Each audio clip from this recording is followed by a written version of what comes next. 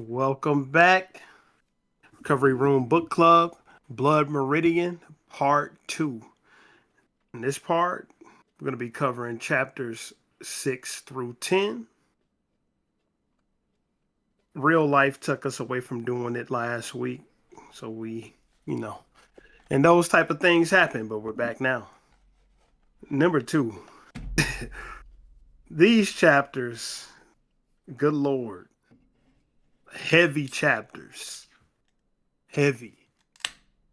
Yeah, and I'm gonna be honest. Before we even get into the review, um, I think after Blood Meridian, I'm gonna be taking a break from Cormac McCarthy's books.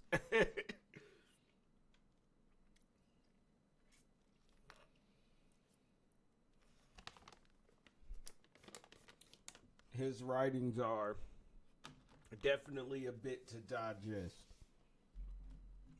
Yeah, I didn't even have another one on the docket of Cormac McCarthy, honestly. But yeah, like you said, his writing style is a little bit, it's quite heavy to get Mm-hmm. into. You know what I mean? It takes some concentration to say the damn No, seriously, seriously. Yeah, we got another. We taking a pivot next. It's going. The next thing we do is going to be a shorter. You know, a shorter. Might be able to be something we knock out in one stream, a shorter story, but no less impactful though. I'm sure, no less impactful. But with all that being said, we can pretty much dive straight into it because we are trying not to have this take literally all night. Because just to be quite honest, the script, the notes, whatever you want to call it, is already literally twice the length that No Country for Old Men was, and we are only halfway through the book, and the book is almost the same number of pages. Mm-hmm. It's not like Blood Meridian is not a way longer book than No Country for Old Men. No Country for Old Men just ain't nearly as dense as this book is at all. But let me get the notepad open and we can push on through the story. Here we go. All right, so at the end of chapter 5, we left off with the kid being thrown into a jail cell and meeting a familiar character. Now, it seemed like at the end of chapter 5 that familiar character might be the judge, Mm-hmm. but it turns out it wasn't him. It was Toadvine that he ran back across. Yeah, Mm-hmm. and So we they was start. shackled in the cell, right? This jail cell. They weren't necessarily shackled. I think they unshackled them after they threw them in there. Mm-hmm. But we can pick right back up. The figure from the jail cell was none other than Toadvine. They were escorted through the city and stopped in the shade of a wall to eat dinner. Toadvine and the kids speak about the situation that they're in. Toadvine states that it's not as bad as being in the state penitentiary because they were in like a Mexican jail. It's not as bad as being in the state penitentiary. When they stopped for the night, the kid took a cot between Toadvine and a war veteran from Kentucky. The veteran told tales of his time at war and how him and his company took the city of Chihuahua. That's the capital city of whatever province that they're in. Mm-hmm. Um, Enemy had gravel enough, but they didn't know how to fight, the war veteran said. They let some of the enemy go just with the instruction not to steal anything. But of course they didn't follow the rule. I mean, they didn't follow that instruction, and in turn they killed them too. Mm-hmm. You know, and this is, committing casual war crimes. But that's just how it was back then. It wasn't all the law and order that's present in this day and age was not present at this time. You know, it's nothing to really cry about now. I mean, because I'm sure. I mean, even though we're gonna get into some fantastical elements of this book later, I'm sure that some of the actions these people took are not too far off from reality. You know what I mean? Mm-hmm. Um, one second. They sat by a candlelight in the cell eating, and the kid wonders what it is they're eating. But it's bull meat. The kid told him about his run-in with the Comanche, which they were glad to not be a part of that. That was his run-in after they all got scalped when he was with that wannabe war general that thought he could start the Mexican-American War back up on his own. Ended up with everybody except 6 people being dead. Mm-hmm. Veteran told of a boy he knew who had a run-in with them. They robbed him naked and later cut off the bottoms of his feet. Veteran, however, did have a slight run-in with them in the past. He killed a few of them that he caught trying to steal horses, or so he says. We're gonna come to a point in the story where we realize the veteran might not have as much metal as he claims to have, but that's neither here nor there right now.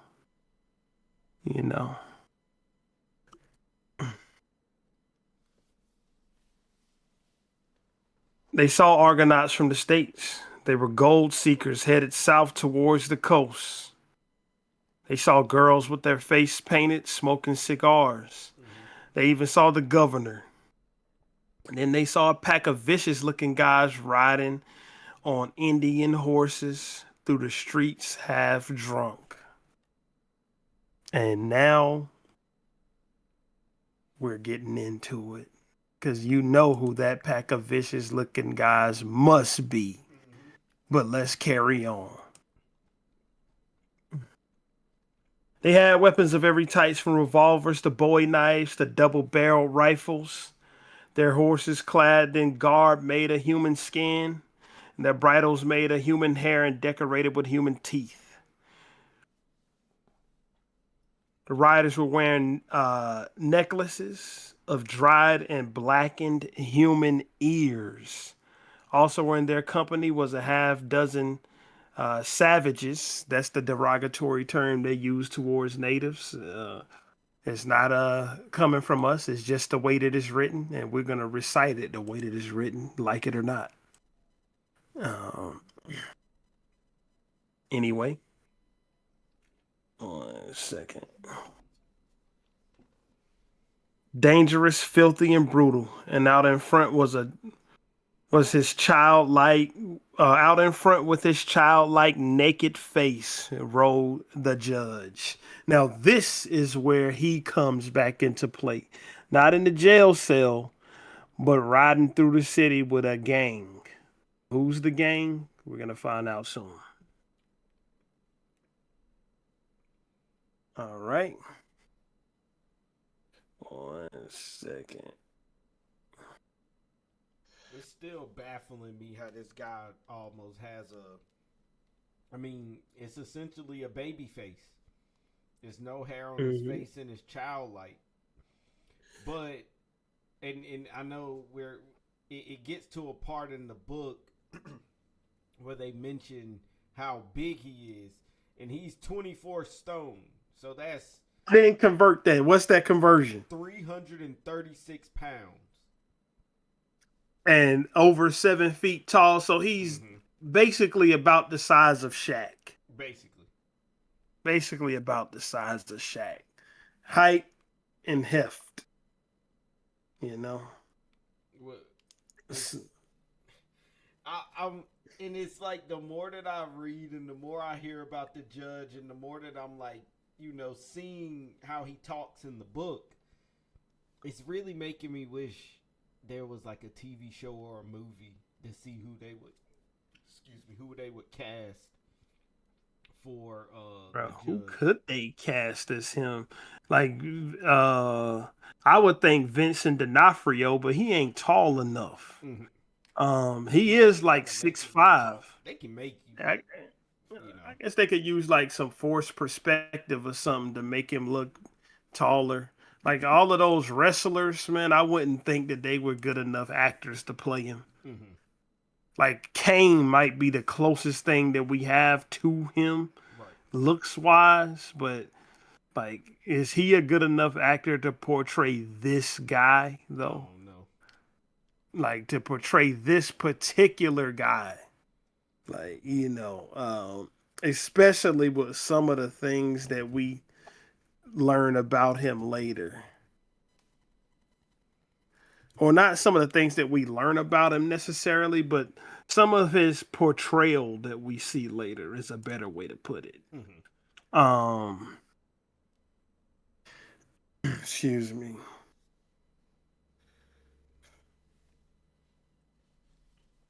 He was smiling, bowing to ladies, and tipping his filthy hat, the judge was. They rode through the streets, leaving onlookers stunned, up to the governor's palace, and their leader, a black-haired man, knocked on the giant double doors with his boot. The doors open and they go in, and the doors shut again.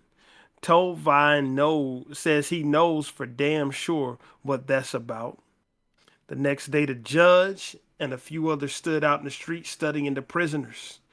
When the judge laid eyes on the kid, he took his cigar from between his teeth and smiled, or at least he seemed to. Then he put his cigar back in his mouth. Yeah, bro. This is like all. Okay, let's say something. Mm-hmm. Because yes, I'm gonna go ahead and say this right now, and I have not read ahead past the end of chapter 10. Right. Yes, Cormac McCarthy is and this is a word that I do not use. I hate using this fucking word. I hate using it, but I'm gonna have to use it because this is a word I do not use lightly. But Cormac McCarthy, yeah, his writing style is something to have to behold. It's something to have to trudge through. You know what I'm saying? You have to pay attention or you will get lost. He doesn't use punctuation. He actually said, why the hell would he mark up the page with symbols? That's what his words were in regards to why he doesn't use punctuation. And if you really paying attention in this book, he doubles on some words. It's some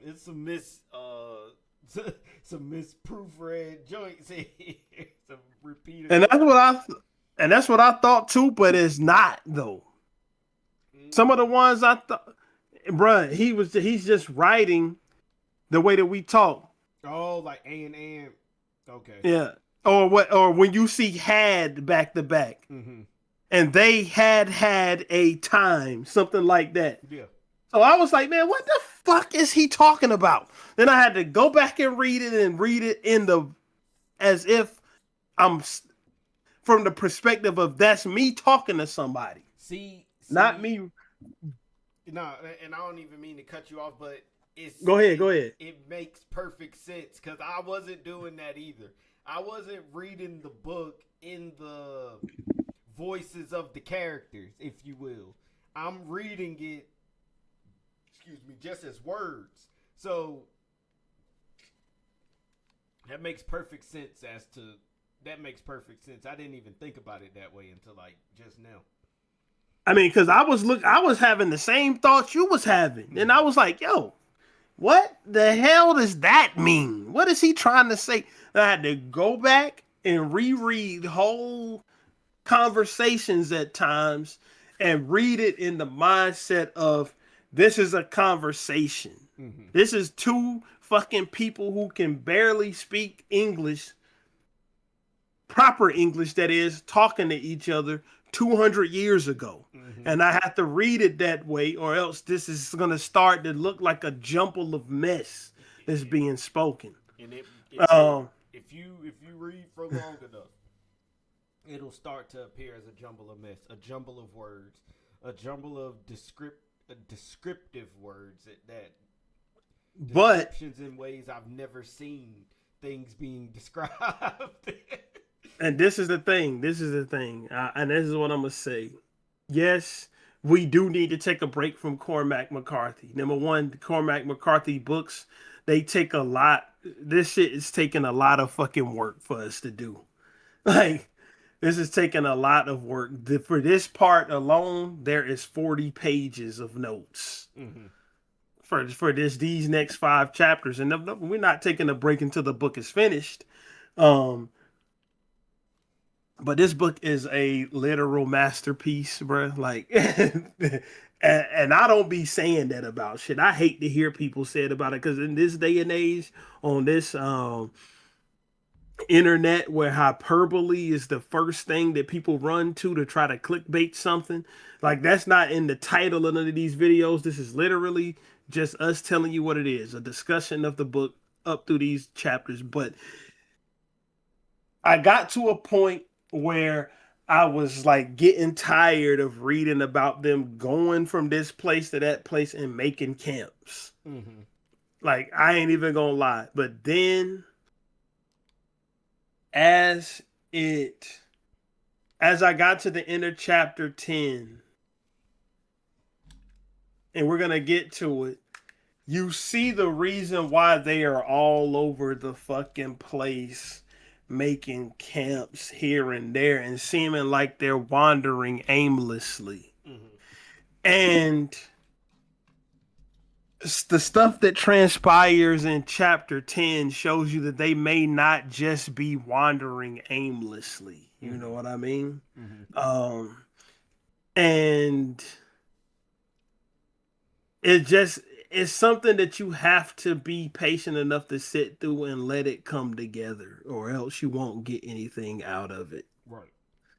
Yeah, and to take this from somebody who was taking notes up until 5 minutes before we hit the go live button. you know, it's that heavy. But 1 second. That night, Tovine spoke. His name is Glanton, referring to the leader of the gang. He has a contract with the Trias. They pay him $100 per scalp, and they paid him $1,000 for Gomez's head. I told him that there were 3 of us gentlemen, and we're getting out of this shithole tonight. But we don't have no outfits. He knows that. He said he'd get us some. So don't go letting on like you ain't no seasoned Indian killer. Because I told him that we were 3 of the best.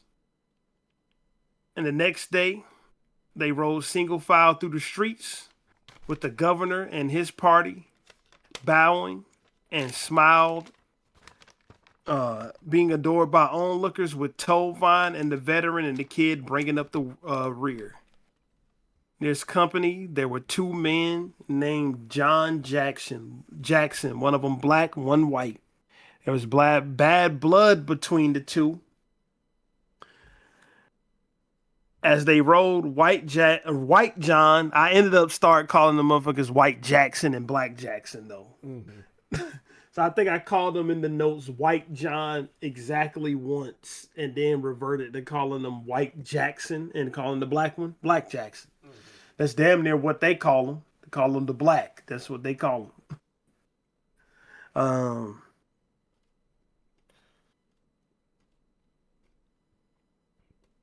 White John would fall in beside Black John and use his shadow for shade and whisper to him. Black John would shake him off. The white man would laugh and croon things that sounded like words of love to the black man. The rest of the gang would watch but not intervene. with the goings on of the two Johns. But the gang receives artillery from the Baton Rouge arsenal, long-barreled Colt revolvers in particular. Glanton decides to use a cat as target practice. The shot was so powerful that the cat just disintegrated on impact. Nothing left of him. Like, and you see in this way, this is a way to illustrate how somebody has to be, the mentality that they have to be a person that scalps people for a paycheck. You know, truly that scalps them. Individuals. Yep. Because he just blew that cat to smithereens and didn't think twice about it. But of course he can do that to a cat. He cuts the tops of people's fucking heads off. That's what he does for money. Okay. 1 second.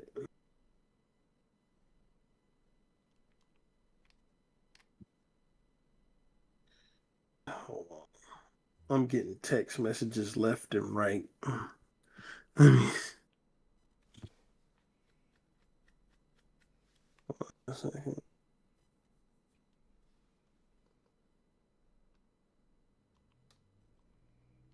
All right. So let's get back to it. My fault for the delay. Dead air. Anyway, he repeated this process, this time at a group of chickens, then a goat, killing multiple animals. Mexican soldiers rushed the plaza in response to the gunshots, but the judge tells them that the goings on are the governor's business. Spire, who's another member of the gang, told the Mexicans that they were friends with a man named Riddle, but the sergeant was unmoved by either of these things. Glanton stepped forward to address the sergeant, and this is what he said. You and your half-ass looking niggers.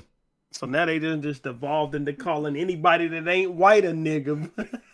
Nah, but hold on, before you even move forward, yeah, bro, I done heard the nigger being dropped several times in this book, and it don't stop. It does not appear to stop, bro. It catches me off guard every time because I'm like, he was really sitting here not giving a fuck. Cormac was really right in that, and I know we don't do all the cussing on this. On the book club joints, but Glanton don't kill. He don't care, bro. And he definitely won't care in Blood Meridian. He was dropping that word like it won't know tomorrow. He was dropping that joint. He was getting it off, wasn't he, man? He was getting his off in this. He was getting his off, bro. The sergeant then stepped up with a posture of authority, but the judge steps between them, pulls the sergeant aside to talk. Don't you give that son of a bitch no money, Glanton said to the judge. Whatever the judge did say to the sergeant changed his demeanor. The judge formally introduced the sergeant to the gang, one man at a time. And then they came to Black Jackson. The judge gave an entire spiel on why the two men should shake hands, only for Black Jackson to refuse. Judge says something else to the sergeant, who then salutes Black Jackson. What do you tell him, Holden? That's what Black Jackson asked him, because his name is Judge Holden. Only the shaking hands wasn't the custom in your land. Before that, you don't need to know, the judge said. The judge then painted the picture that Black Jackson may have altered his very destiny by not shaking that sergeant's hand. What do you think about him and his grandiose statements up to this point? The judge, I mean. This is our reintroduction back to him. The last time we saw or heard of him was the day that the hotel was burned down. As the kid was leaving, he did the same thing that he did when he saw him this last time. Kind of just looked at him and smiled. Mm-hmm.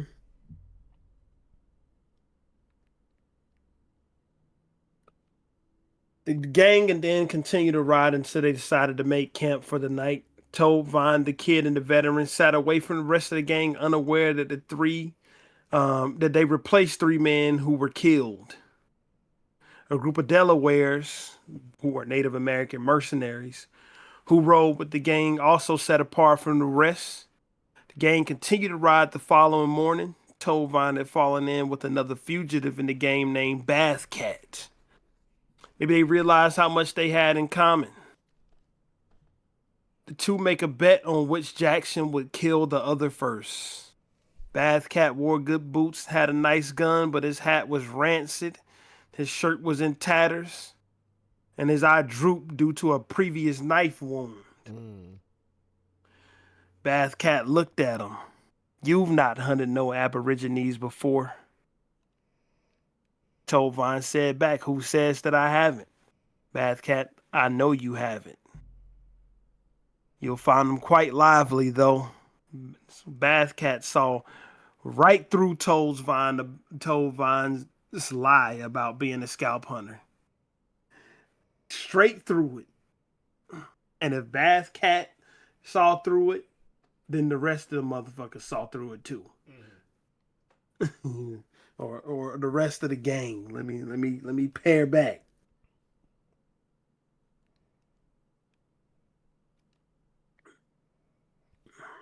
Because this is a group of real killers, though. Like a group of real killers. Real killers, and they can spot. Real killers can always spot somebody that's not a killer. That's something that's true to this day with people who kill people, you know. And that's demonstrated by how some of those serial killers, you wouldn't think it, but a lot of times, if you watch a bunch of true crime, you will see that a lot of killers have ganged up with each other, like, and just went on silly serial killing sprees together.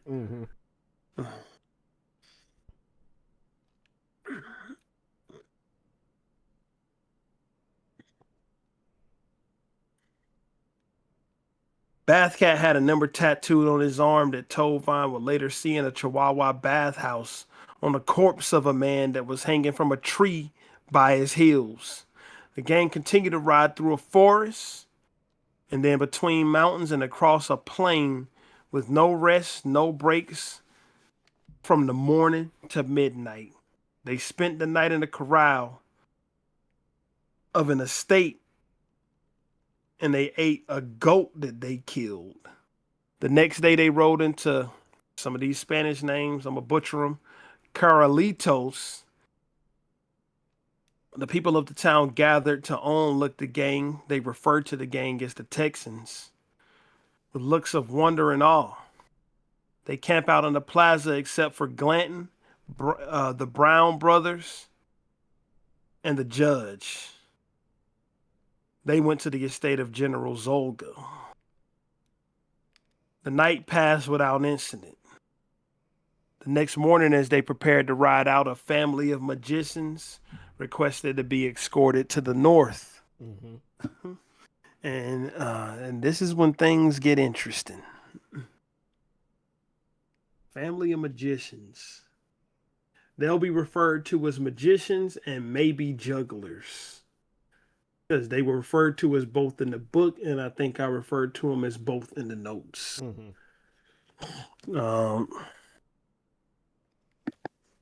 So we continue, we proceed. Glanton isn't even sure what they're supposed to be. What are you, he asks. Are you a show? They begin to demonstrate their tricks, and Glanton stops them and tells them if they want to ride to fall in at the back. I promise you nothing, he said.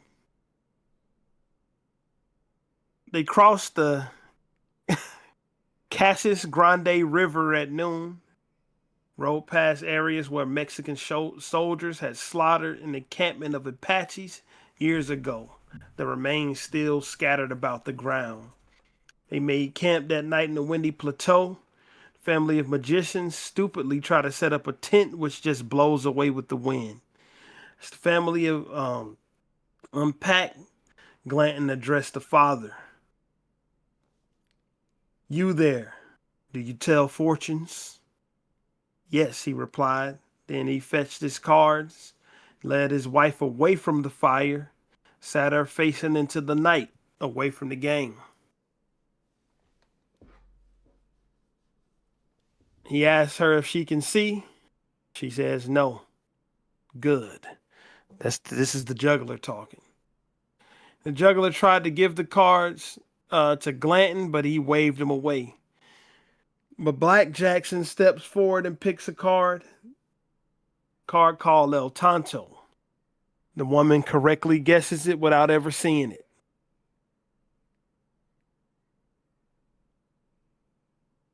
And then starts to chant. Black Jackson looks over at the gang. When his eyes meet the judges smiled. Who next? The juggler, who? The juggler asks his wife. She identifies the one who picked the card. El Negro, the black. But that's literally how you say black in Spanish. So we give them a pass because these are not white people. They're Spanish. Yeah. They're Mexican. So all of the shit that they say was in the book in Spanish. I just translated it for the notes. 1 second.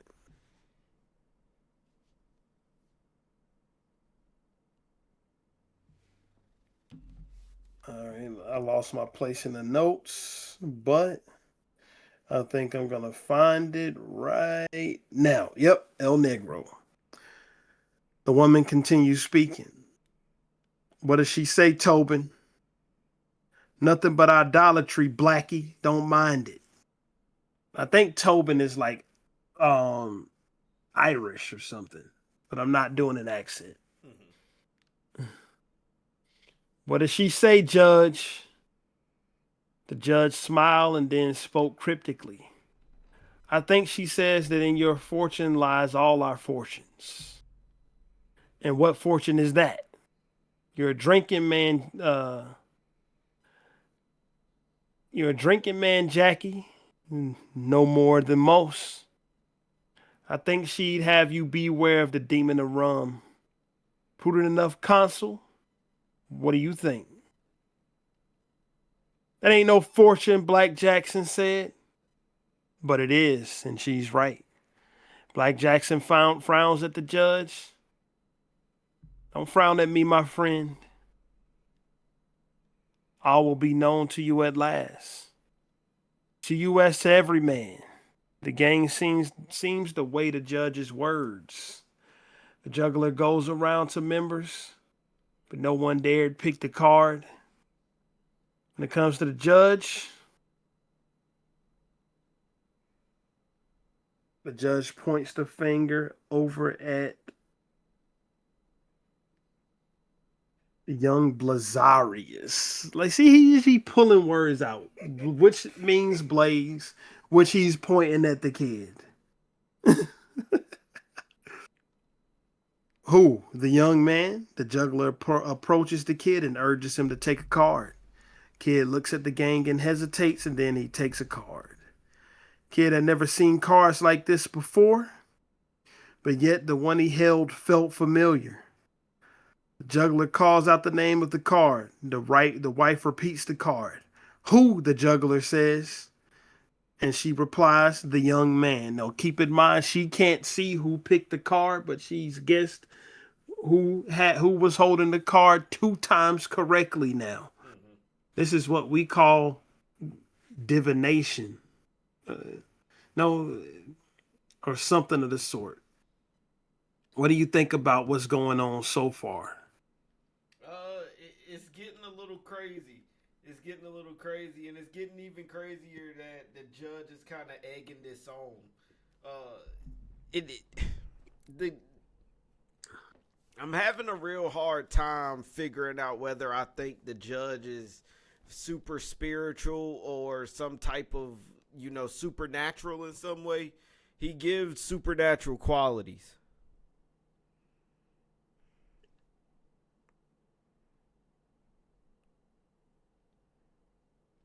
Yeah, he does, doesn't he? Mm-hmm. Yeah, he it's like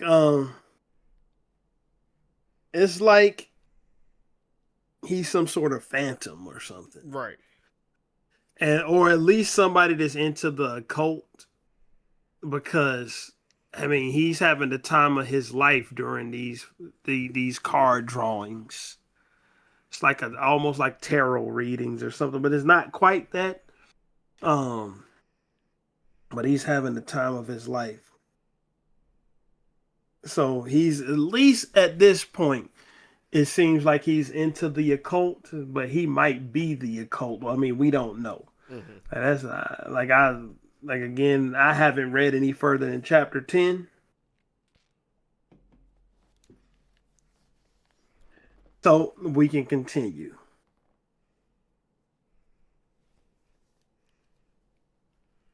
The judge laughed silently as the woman continued to chant, but no one else was laughing. Juggler was staring intensely into the kid's face. Get the hell away from me.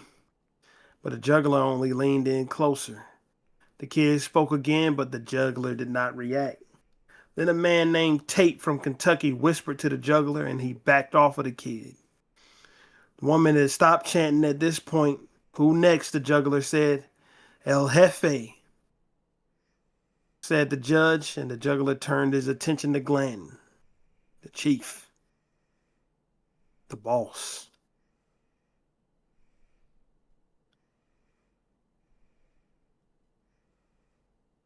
And the juggler turned his attention to Glanton, but hesitated to approach. El Jefe, the judge ordered him. Juggler offers the cards to Glanton. Oh, it's out of the way.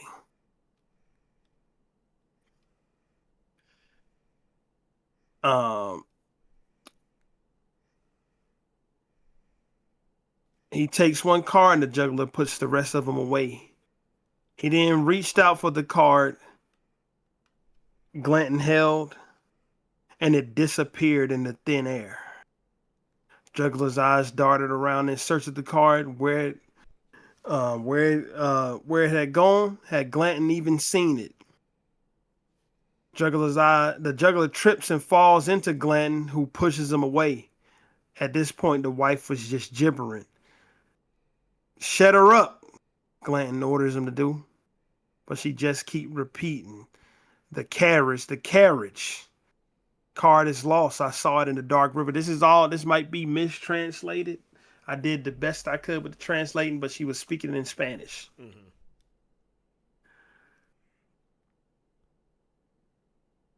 A curse, she said. By God, you'll shut up, Clinton said, drawing his gun.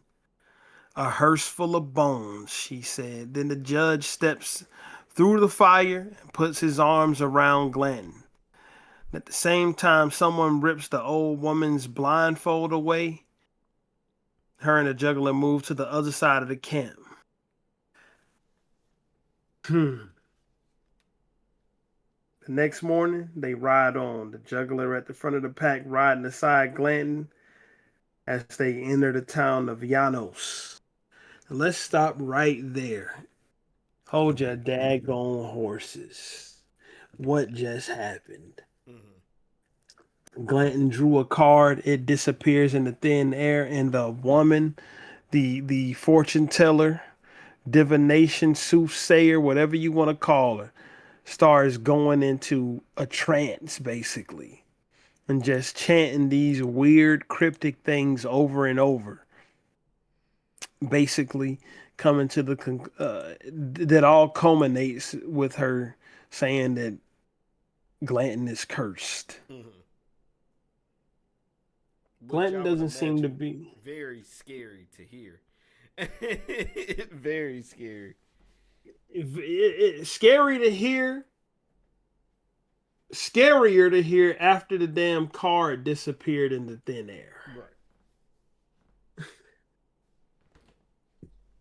So that's, and this isn't a retelling. Like some of the stuff that this is happening in real time in the timeline of the book. As usual, the gang was watched by onlookers, this time from a distance. Two of the Delawares sat with an old woman. She stared at the ground. She didn't even look up when she was surrounded by the entire gang and their horses. She was in a meat camp 8 miles up the river. Don't know what she was doing there, Webster said. Glanton approaches the woman. Watch her cap. She bites. Cap or captain. Glanton drew his pistol. She followed it with her eyes. He put it to her head and fired. That's what The I whole crazy. just out the blue, bruh. Out the blue. Out the blue, just walked up to her and blew her head, blew a hole in her head the size of a fist.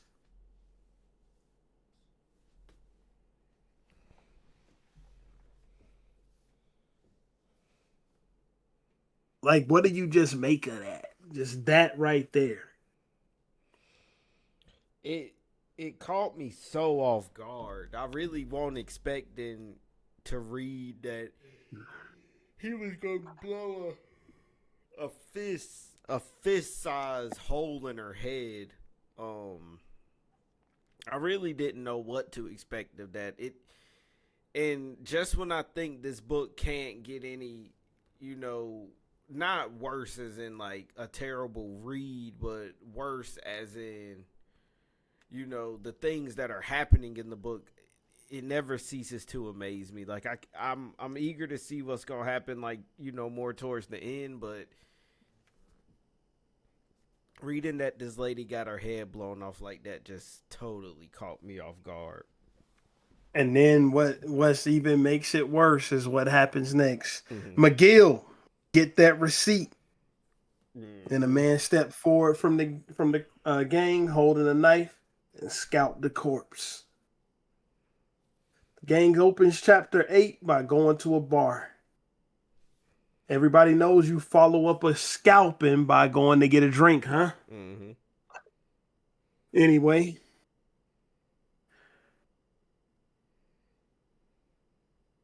What do you have here that has a minimal risk of blindness and death? The bartender pointed at his stock, and even though he didn't know what the hell Tovine was talking about, they settled upon having mescal. The kid, Tovine, and Bathcat. They all take a few shots. Then an old man approaches. An old man approaches the bar with half of one of his fingers missing and takes a seat. He looks at the trio. You are Texas? I wrote it as it was written. I know. Of course, he was speaking broken English. Spanish is his first language. He asked. I was in Texas 3 years. Then he took a drink and mime shooting the rifle. You kill Apache, no? Tovine is clueless and looks at Bathcat for insight. Old man is either full of shit or crazy. Tovine looked at the old man and spat on the floor. Crazier than a runaway nigger, ain't she?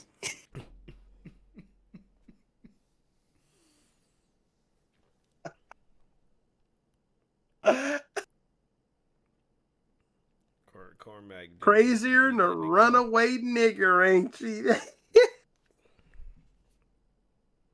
Okay, let's continue.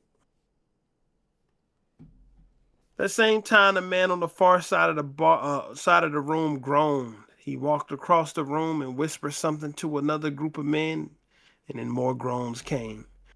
Old man passed his hand across his face and asked, "How much money they pay you?" No answer. "You killed Gomez. How much did they pay you?" The man in the darkness of the bar grunted again. "Mother of God," he yelled out. Even Gomez, the old man said, who can ride against the Texans? They're soldiers, brave soldiers. The blood of Gomez, the blood of the people. This is translated from Spanish, so it might be a mistranslation. This country is give much blood. This is Mexico. It's a thirsty country. The blood of 1,000 Christs, and then nothing. Old man continued to drink, and the kid just watched him. Old man then addressed the entire room. "I pray to God for this country. I don't go into churches much. What do I need to talk to those dolls in there for? I talk here." Old man then spoke to the trio of Americans again. "You're fine gentlemen. You kill barbarians. They can't hide from you. There's another gentleman. No one hides from him." And then they left the bar. Basically saying everything that you are doing will catch up to you sooner or later. That's what I interpreted that as. What did you interpret that as? Same. Mostly that you can't run away from the inevitable, and that's death. You can't run away from it. Mm-hmm.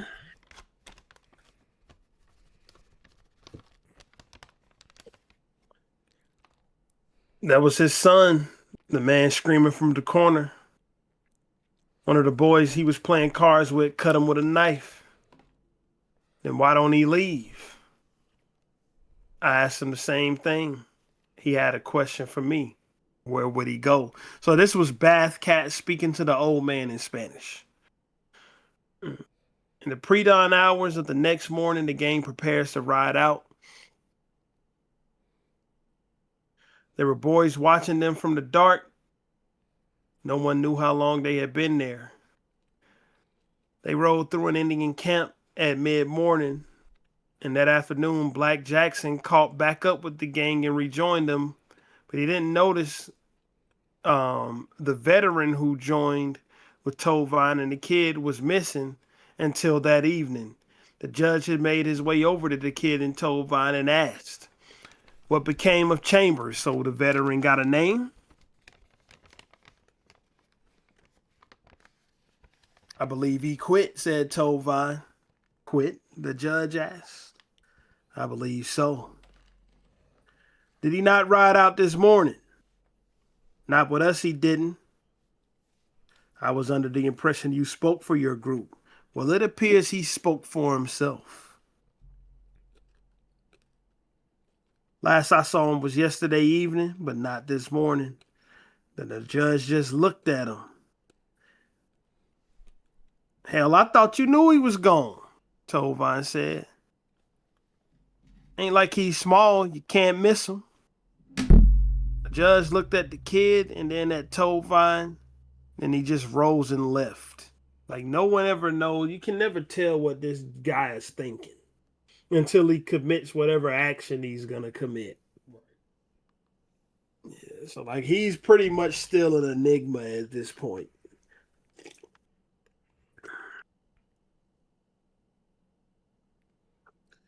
Next morning, two of the Delawares were gone, but the gang rode on. By noon, they approached the gap in the mountains through wild lavender and soapweed. In the evening, they came upon a mesa that looked over the entire land to the north. Glanton sat on his horse just looking out at the scenery. That night they made camp. As usual, there were 2 fires. There was no set rules as to who sat where, but the Delawares and the newcomers just all happened to sit with each other. White Jackson had been so drunk that he was in the middle of a 2-day hangover, and Black Jackson came and sat next to him. White Jackson warned Black Jackson to get up and move. Any man that rides with this company can sit where they please. That's what Black Jackson says to him. And White Jackson drew his gun. You aim to shoot me? If you don't get your black ass away from me, I'll kill you graveyard dead. Black Jackson then stepped off into the darkness. White Jackson put his gun down.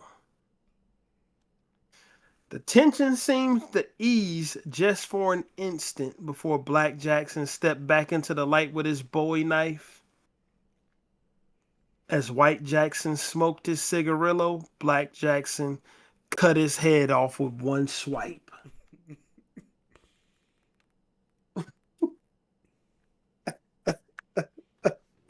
Like, bro, like, I don't know.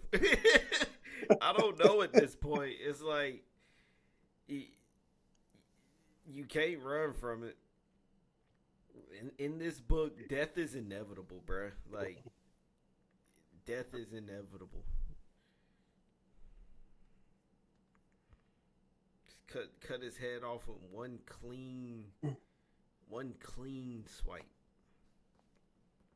And I noted this page, and usually if I note a page, it's something on it I want to read word for word.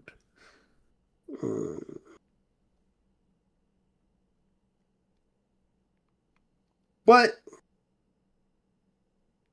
it said 2 thick ropes of dark blood and 2 slender rose like snakes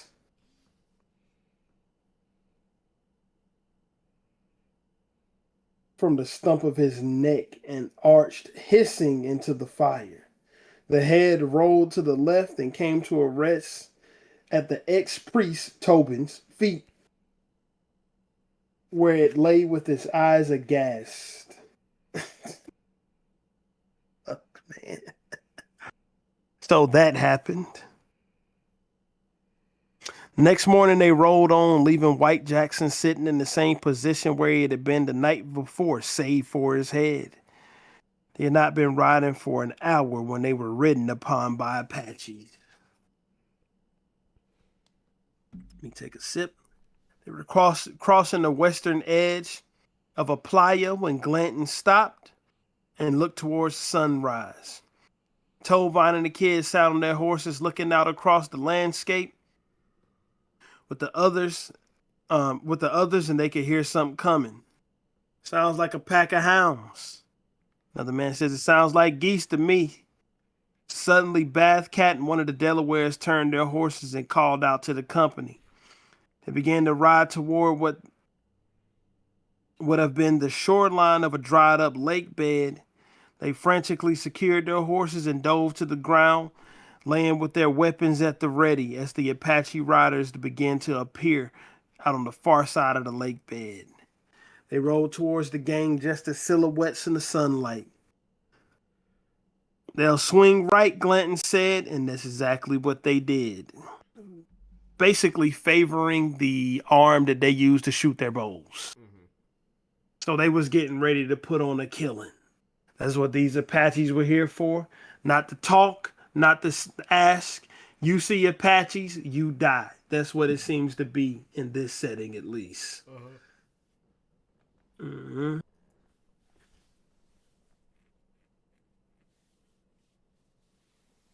just then, arrows began to rain down towards the gang.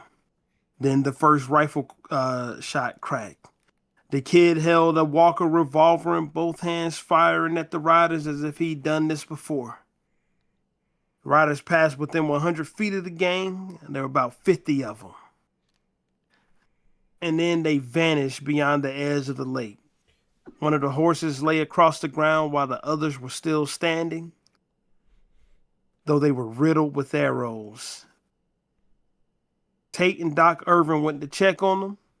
The judge told Vine and Glanton walked out and uh, short barrel picked up a short barrel rifle musket to lay across.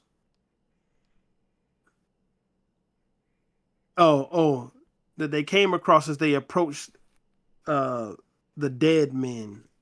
A dead man. His body was covered in war paint, war wounds, and tattoos. The judge cut open the dead man's bag and emptied out the contents.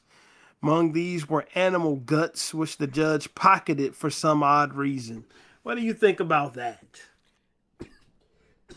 That's what I'm saying. I think he's into some sort of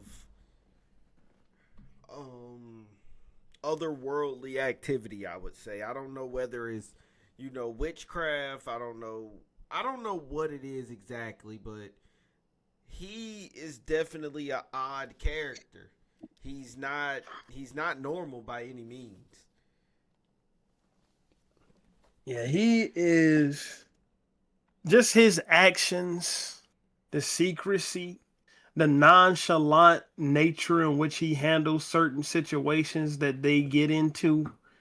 It almost is like he moves it sometimes as if he knows he can't die. You know what I mean? But we'll continue to see more about his character as we go on.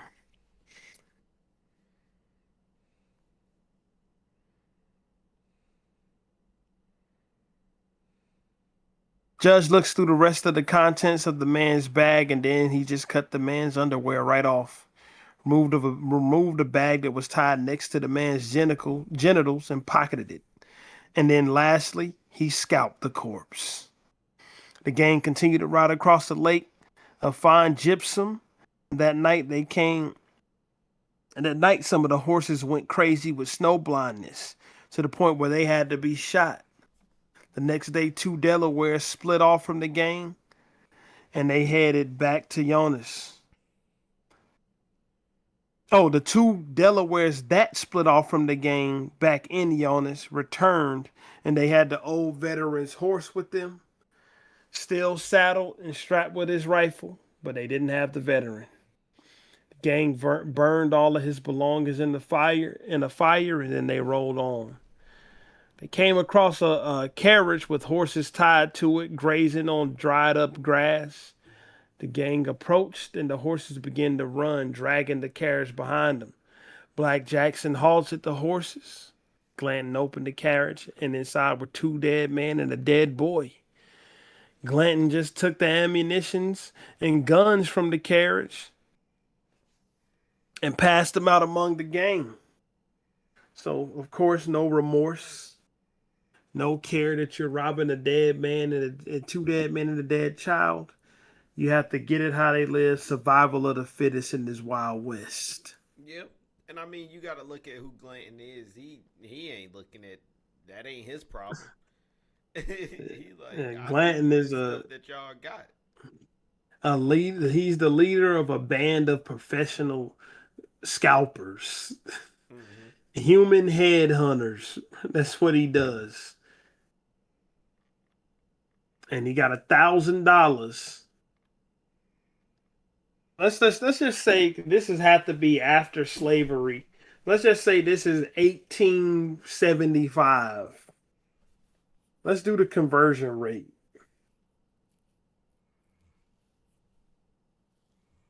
You know what I'm saying? 1870. So he got 30. It would have been worth about 30,000 in today's money that he got just for that one guy's head. Inflation adjusted.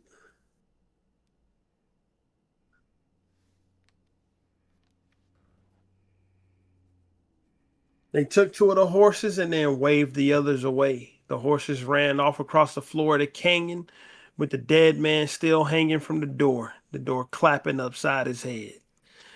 The gang rides on and they settle for the night in Santeria del Cobre, where they made a dry, fireless camp. And as they rode, an old presidio, which is basically like a prison camp, came into view. They didn't see anybody, but they could smell smoke rising in the morning air. Glanton pounded on the door. It echoed off the rock walls, but no answer. "Come out if you're white," he says. "Who is it?" "Open it," Glanton said. It opened, and there was a man standing with a rifle drawn in the doorway, and Glanton just forced his way right past him. Gun pointed at you, and you just like, okay, whatever, get out of my way. Glanton also moves as if he think he can't be killed. So I'm gonna bring that back up when we get to chapter 10, because I got some questions about how he takes actions and how the judge takes actions and how that might relate to each other. You know what I mean? Mm-hmm. But we have to get there first.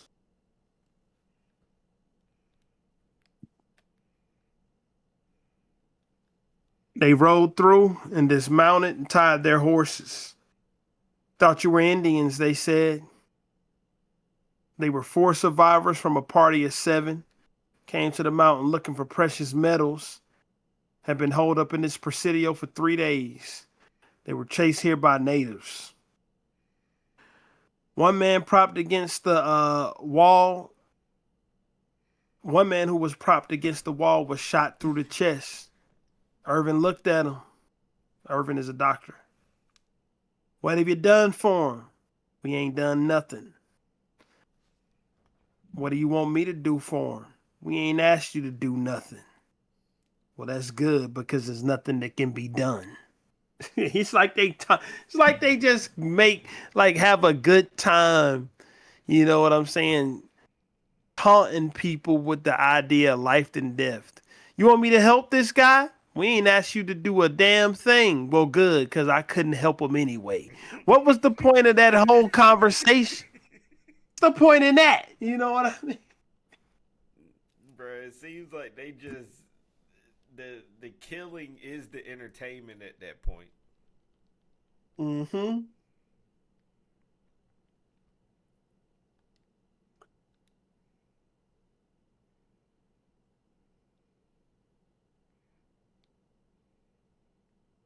It's crazy. It's like a person died, you step over the corpse and you keep on going. You just leave them. But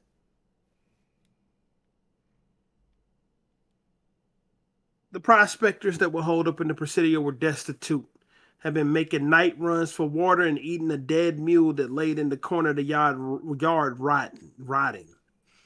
They didn't ask for food. All they asked for was whiskey and tobacco. They only had 2 horses left, one of which had been bitten by a snake. It's now showing symptoms of the venom.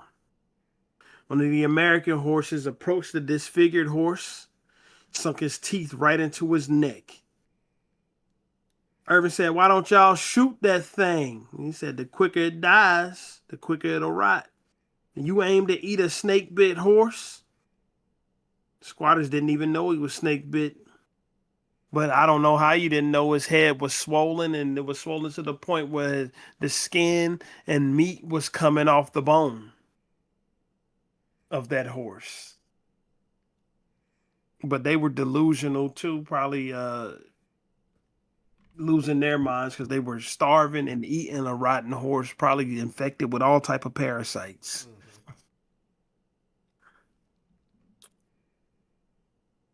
As the morning sun peeked through the roof beams, they noticed that a Mexican boy squatting in the corner. "Who's this child?" the judge said. Squatters just looked away.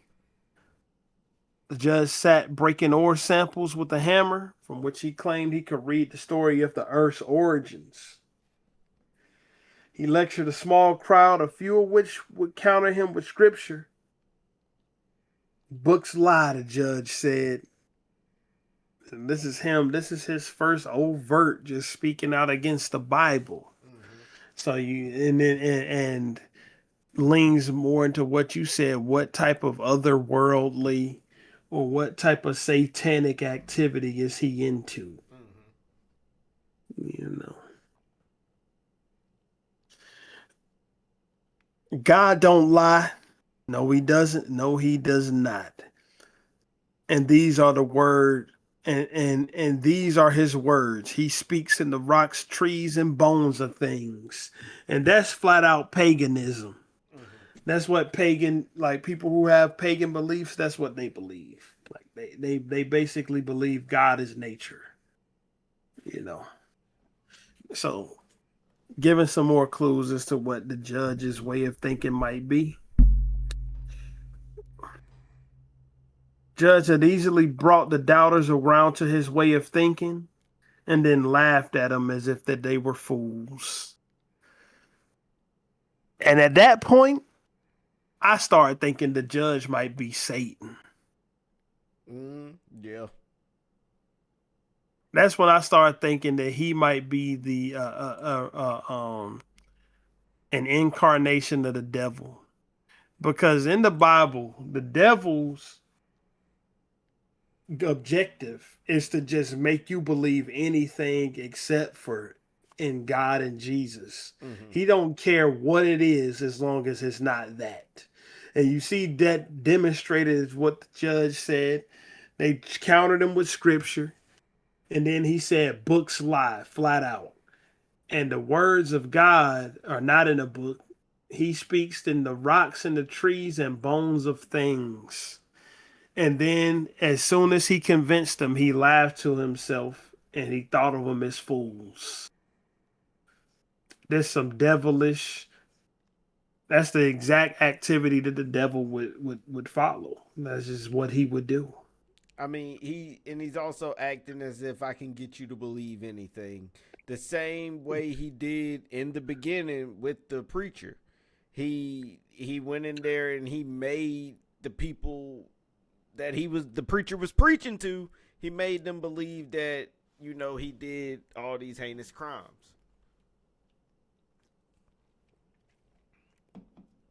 He's showing that Yep. the judge is showing that he can get you to believe anything. And that's what Satan is. He's a deceiver at heart. He gets great joy out of just being able to deceive somebody into going against their beliefs. You know what I mean? Mm-hmm.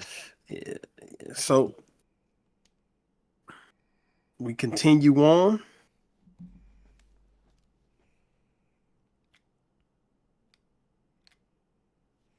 Thunderstorm then rolled through. The gang and the squatters gathered in the office of the Presidio, and later after that, the men who were keeping watch came back into the office, reporting seeing the judge straight naked atop the walls during the thunderstorm. I don't understand what he's Yeah, trying I to didn't do here. understand that either. Naked atop the walls. What is he doing, bro? But we continue. Close this up. Um, next morning, the rain had stopped. Snake bit horse was dead. Toadvine stepped out into the day and was greeted by the judge picking his teeth as if he was just eating, as if he had just eaten. Excuse me. They greeted each other with good morning, made small talk about the weather. The squatters had elected to join the gang. They informed Glanton of their decision, but he didn't acknowledge them. Someone had found a young boy laying face down, naked and dead. His neck had been broken. What happened to him? Because a thunderstorm didn't do that.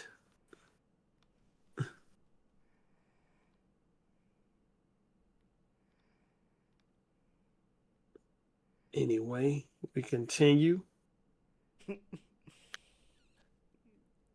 Oh no. The man who had been shot sat singing church hymns with one breath and cursing God with the next. Glanton gave the swatters half a pound of gunpowder, but did not grant them entry into the game. He left the squatters behind, still hearing the dying man sing the hymns as they rode away. They rode out, passing through low hills filled with deer. The hunters gut and killed and packed up a number of them. As they rode that night, they came into contact with another pack of riders. Once they were in 100 yards of each other, they stopped. "Who are you?" Glanton yelled. "We're friends," they replied in Spanish. They were ciboleros from the north, carrying dried meat on their pack horses. They talked with the gang, smoking their cigarillos, stating that they were bound for the markets in Melissa. The gang would have traded them for some of that dried meat, but they had nothing of equal value to trade. So each party parted ways and then continued on each of their journeys respectively. In the following days, they pushed deeper into the mountains. The kids sat by a fire fixing a leather strap. And this is, we're getting into chapter 10.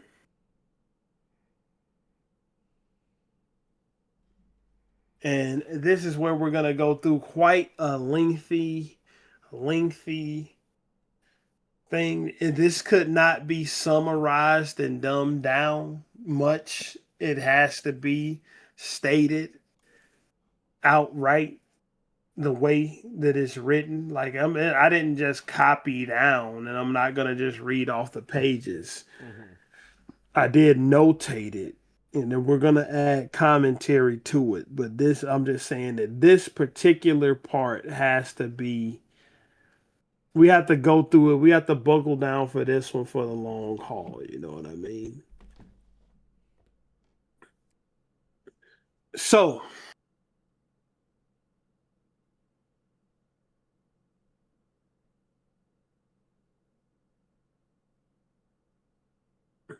The kid sat by the fire fixing a leather strap.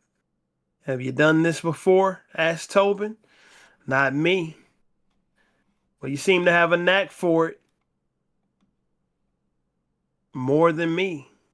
There's little equity in the Lord's gifts." Now, Tobin used to be a priest. That's why you'll see him speaks God, certain things about God at different points in time. He was a priest.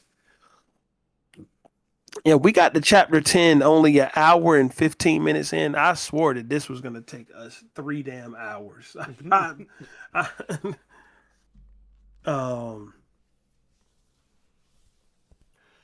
There's little equity in the Lord's gifts. It's true, Tobin said. Study the judge. I done studied him. He may not be to your liking, but I've never seen him turn to a task that he didn't prove clever at. Now let's stop. For whatever reason, the kid seems to not like the judge at all. Mm-hmm. What do you make of it? You also got to think about the kid, right? The kid doesn't really. I wouldn't expect the kid to really have anybody that he kind of looks up to at all.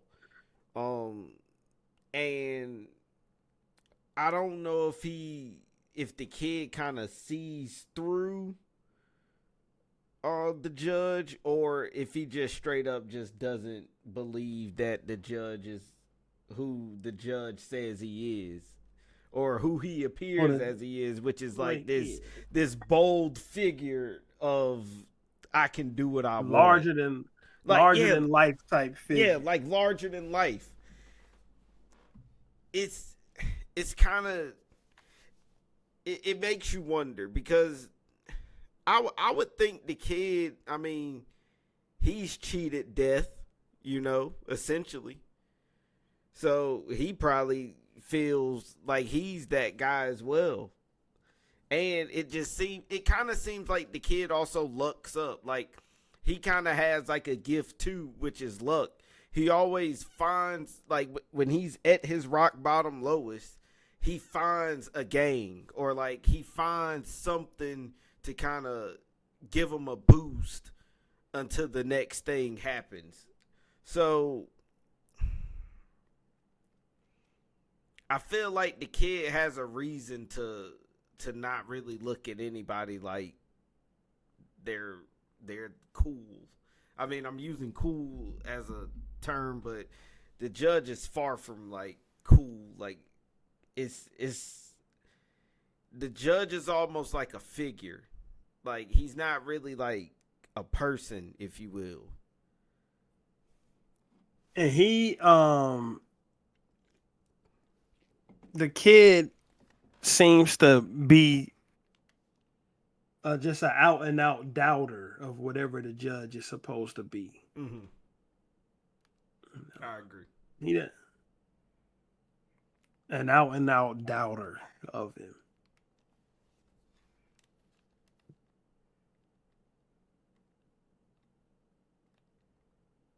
He even, well, like let's go back a little bit. He may not be to your liking. This is Tobin speaking to the kid. But I never did see him turn a task that he didn't prove clever at. He even speaks Dutch. Dutch? Yes. Kid looked at him and then he went back to his work. Like he just doesn't care. Like, stop trying to boost him up to me. I don't care. Mm-hmm.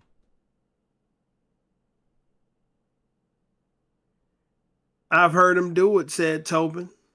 We cut down a band of pilgrims. And their leader spoke to us in straight Dutch. And the judge gave it straight back to him. None of us knew him to speak Dutch. Glanton damn near fell off his horse when he heard him do it. I asked him where he learned it from, and he said, I asked him where he learned it from, and you know what he said? What? Off a Dutchman. I couldn't have learned it off of 10 Dutchmen. The gifts of the Almighty are weighed out on a scale peculiar to himself. And then I put in quotes in parentheses here. Tobin assumes that the judge's gifts are from God. Mm-hmm.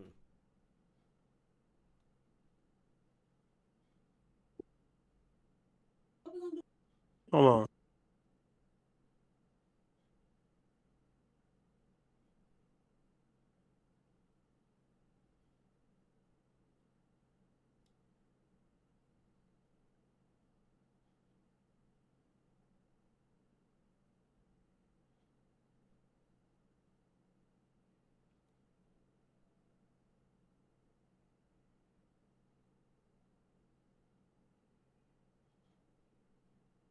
Anyway. Damn, man. Anyway, back to it. Mm-hmm.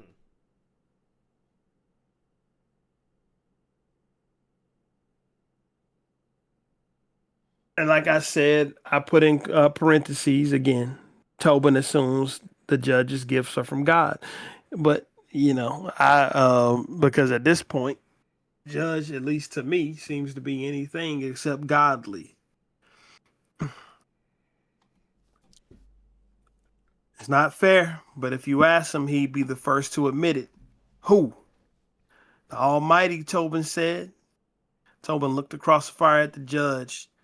That hairless thing? You wouldn't imagine he could outdance the devil himself, would you? He's the greatest fiddler that I've ever heard, period.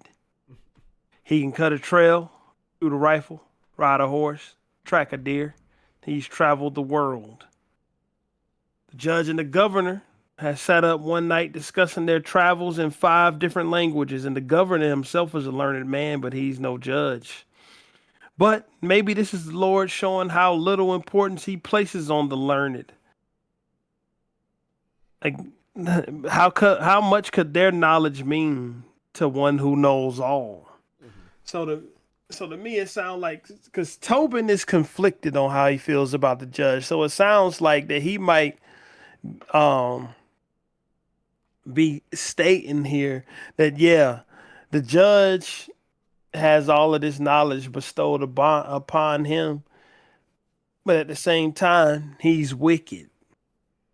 So this might just be a demonstration of how little importance God places on this knowledge. Hmm.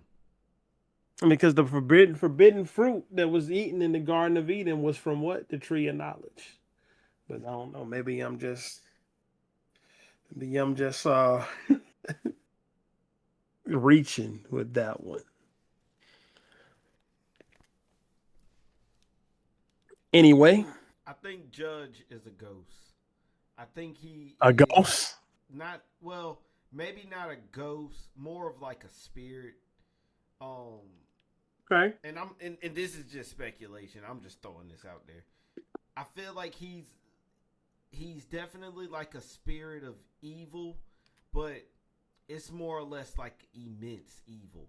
Like like if you want to commit true chaos, I feel like the judge is the center of complete chaos.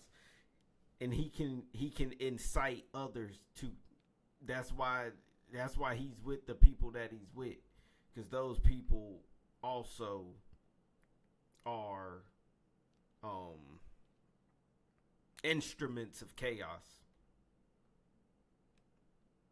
That's a good ass breakdown right there, especially off of what we know about him so far. I mean, I can't say nothing against that. and Completely agree. and then to throw, I mean, something else that just happened that sticks out to me too, and I kind of thought about it today while we were doing this. Um, it was when the kid and was it Tovon? They burned down the. It was him and Tovine Yeah, that him burned and down the hotel. they burned down the hotel, and it's like that is pure chaos, right? But who was in the area when like the pure chaos happened? Yeah, he was right there. Right. Now, the only pure chaos that happened and the judge wasn't around was when the first ambush happened with the first game. But see, then again, well, the So judge that wasn't was around. after he met the judge, though. That was after That he was met after the he judge, met him. though. And he was And, probably already. And when he looked at him, right? You know, when he looked at him, how and do he looked you at him not and know? smiled. Right. How do you know that wasn't like, okay, now that I acknowledged you, you are an instrument of wrath, right? So it's always going to follow you and it's always going to lead you back to me. I don't know. I'm ready Right, to get to the end of holy, this bro. book, bro. I'm thinking, bro, you might be on to something with that one because we about to continue. uh, Let's just go forward. You Bruh, might be catching. I'm ready to get to the end of this book, bro. I'm ready to see who the judge really is, bro. He can't be, because he's not. It is nothing that screams. Well, it's nothing that really screams human about him. He's more of a like it's like a figure. Like he's not like a person. Mm-hmm. Even his physical description. Right.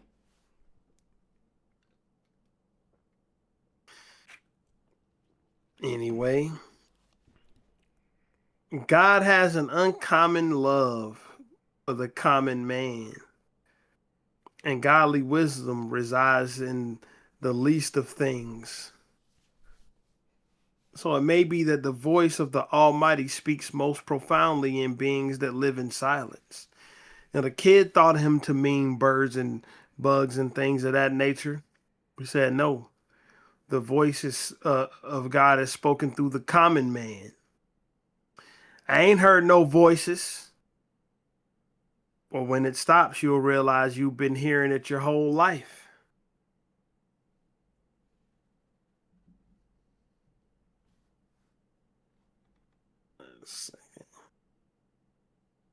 At night, when we're all sleeping and all the horses are grazing, who hears them grazing? Nobody hears them, the kid said. We're asleep. And when they stop grazing, who does it wake? It wakes us all. So Tobin just proved his point with that one statement. Right there, brother. These, at certain points in time, through all the niggers and the scalpings and everything like that, Cormac throws out just some knowledge and wisdom into the air in this book in particular. Because No Country for Old Men was like a crime thriller, but this one right here is more like this book seemed to me like a fantasy book at some point. It don't seem like some of it, if it's based in a real time period, and of course the Glanton gang was real, but some of the stuff that they got into was like fantastical, you know. So it's room for more fantastical elements in this book. Mm-hmm.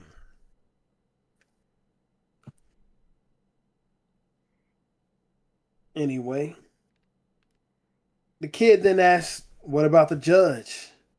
Does the voice speak to him?" The judge, Tobin said, but he didn't speak any further about it. Kid then says, "I've seen him before, back in Nacogdoches." Tobin then smiled. "Every man in this company claims to have encountered him at some place or another. He saved us all, you know. We came down from Little Colorado with not a pound of powder between us, gunpowder, that is. There he was, just sitting upon a rock in the middle of the desert. Brown thought he was a mirage and might have even shot him if we had a damn thing to shoot him with." "Come to you didn't have no powder," the kid said. "Shot it all up on savages. We were 38 men strong. When we left Chihuahua City, we were down to 14 when the judge found us. We were mortally whipped and on the run. Every one of us knew sooner or later that we'd be driven into a corner in that godforsaken land, forced to defend ourselves with those empty guns. But the judge, give the devil his due." I think he might mean that more literally than he knows he means it. Mm-hmm. Because let's paint some more, paint some more pictures of that scene.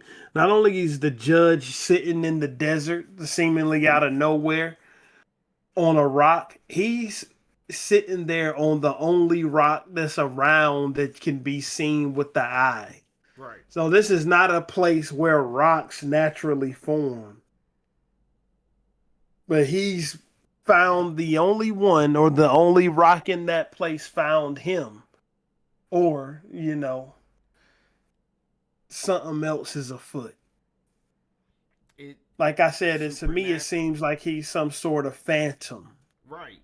And not to mention he's 7 foot, 336 pounds. It's like Shaq. Like Shaq. Oh, white Shaq. White Shaq with a child's face. Sitting on a rock. And you like, we can't even kill this dude. What we go do? Because he got guns. He have the damn thing to kill him with. He had guns. They didn't. They had guns too empty. I don't think he had gunpowder either. No.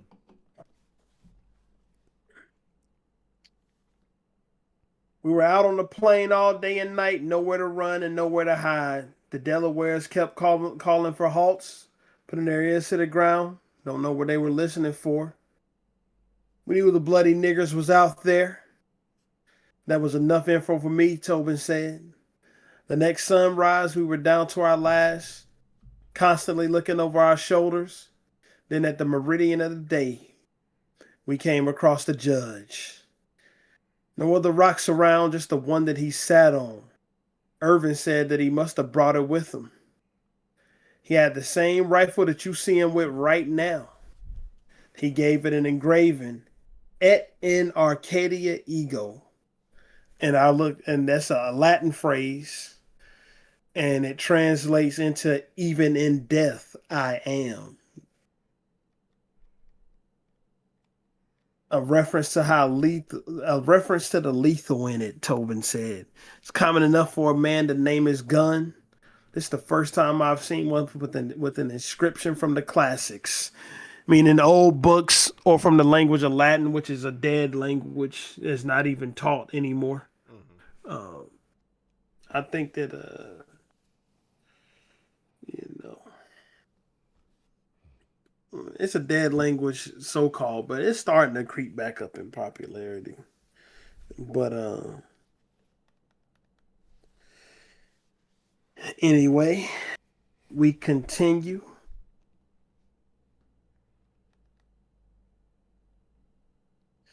And there he sat, no horse, just him smiling as we rode up like he'd been expecting us. Had a canvas bag with a brace of pistols, a good assortment of the good assortment of coins, gold and silver, but not even a canteen. It's like you can't even tell where he came from. So he's in the middle of the desert with everything but what the one thing that you need to survive out there, which is water. Mm-hmm. Again, this is leaning more and more into the fact that he might be something other than human.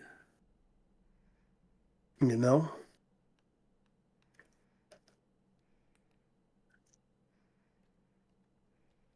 Anyway, we continue. Davy wanted to leave him. Glanton just studied him. It's a day's work to figure out what Glanton made of the judge, and I still don't know. But they have a secret commerce between the two, some sort of terrible covenant. Pay attention and you'll see it. I'm right. So earlier, I stated that we might come across something that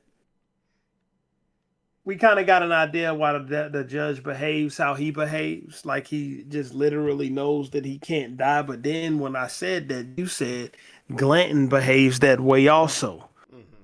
And Tobin just stated that he thinks that Glanton might literally have some type of secret commerce, some type of terrible covenant with the judge. And it could be interpreted that Glanton had literally made a deal with the devil, if that's who we end up believing the judge to be. Mm-hmm. So a deal with the devil to keep him and his people alive, or I don't think he gives a fuck about it or gives a care about his people, but to keep him alive. And we continue to see, and it's going to be laid out in the text.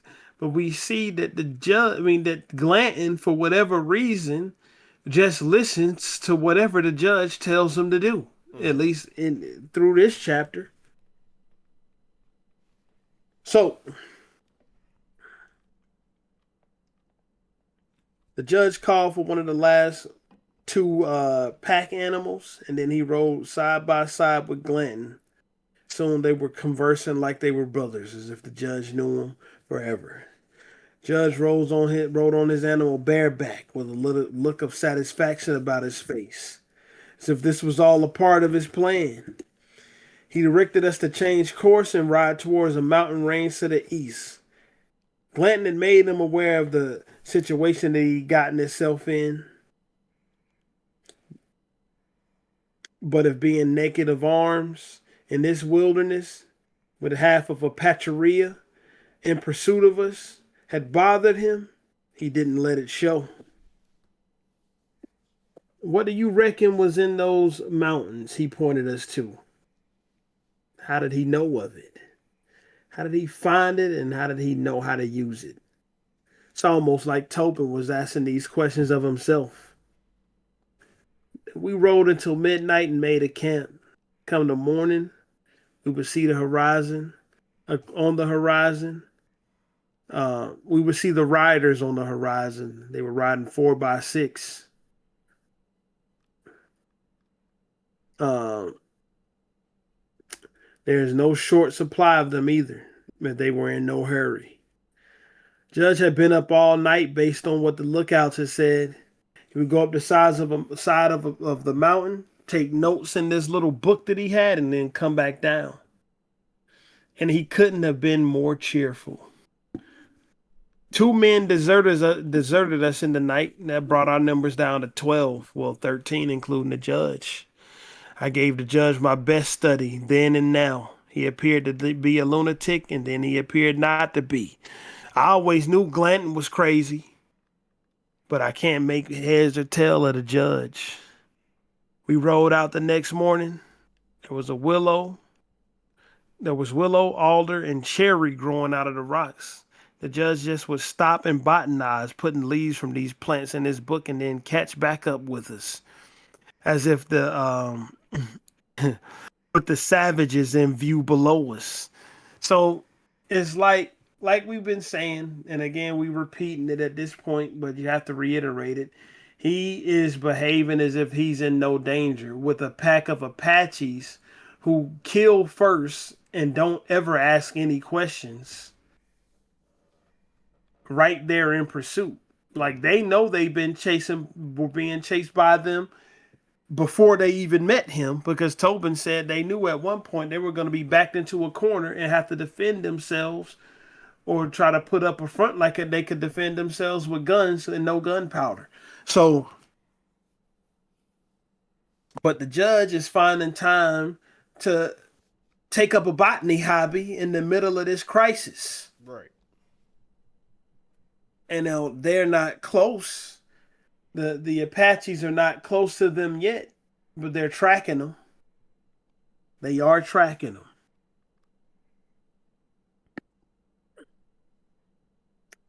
Anyway,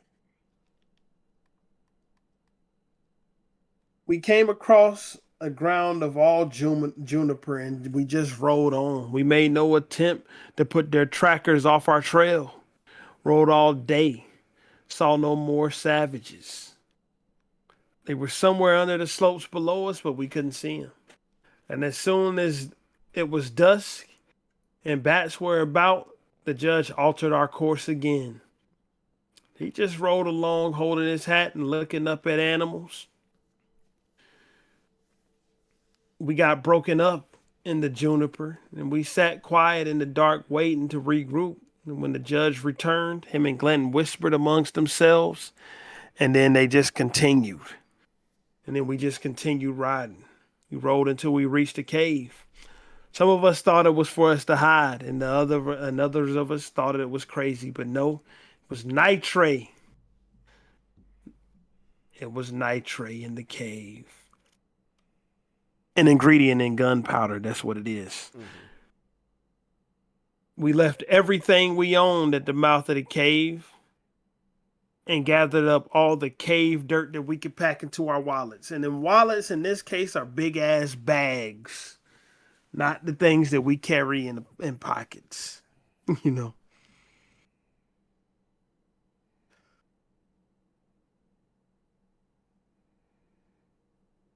We left the judge and one of the Delawares at a high pass, a little Clearwater Creek. He told us to circle the mountain and return in 48 hours. Him and the Delaware lugged those panniers, another sort of bag that you carry stuff in, and wallets up the creek. And I thought we would never see him again. This is Tobin talking. The next day on the far side of the mountain, we found those two lads that deserted us, hung upside down from a tree and skinned. What the hell, man? And then he just makes a joke about it. I can tell you that it does very little for a man's appearance. Listen at the craziness. Found two of your old comrades hung upside down by the ankles from a tree, skinned. And I could tell you, it does very little for a man's appearance. No shit. It's like certain death is so casual. Mm-hmm. And if the savages, again, a derogatory term that they call the native people, um, hadn't guessed already, they definitely knew by now that none of us had gunpowder. Those two J's, the judge leached out the guano. It's like some sort of like animal excrement that you can use as fertilizer. With the creek water and wood dash and built a clay kiln in which he burned charcoal by night. When we found him in the Delaware, they were sitting in the creek, stark naked. They appeared to be drunk. Off what, nobody could tell. But the entire mountaintop was covered with Apache Indians. But he just sat there.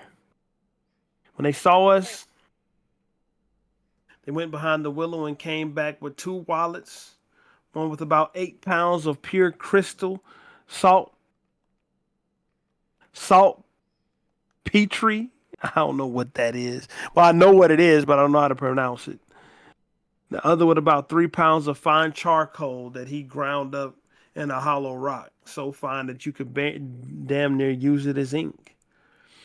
He put the bags across Glanton's saddle and then he got dressed. We rode down the mountain, no scouts, no nothing, just straight out. It was dark when we reached the plain.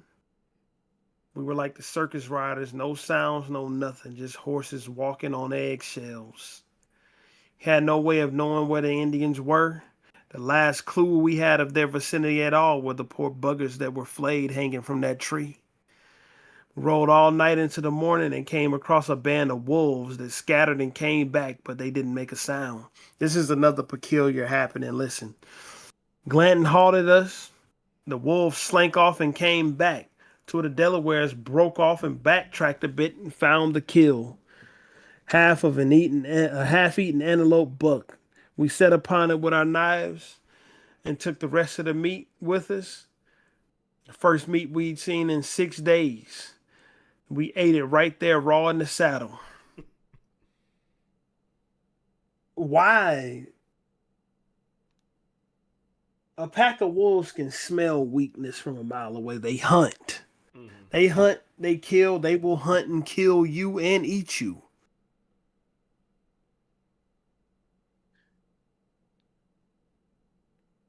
Why in the world would it seem like now that the judge is riding with them, a pack of wolves showed up like they wanted to feed them? Yeah. The It's wolves kept breaking off and coming back, breaking off and coming back till Glanton finally sent somebody to follow where the wolves were going, and it led them to a dead antelope that would just had been killed only the day before, so it hadn't rotted yet, and it was something that they could eat. What do you make of that?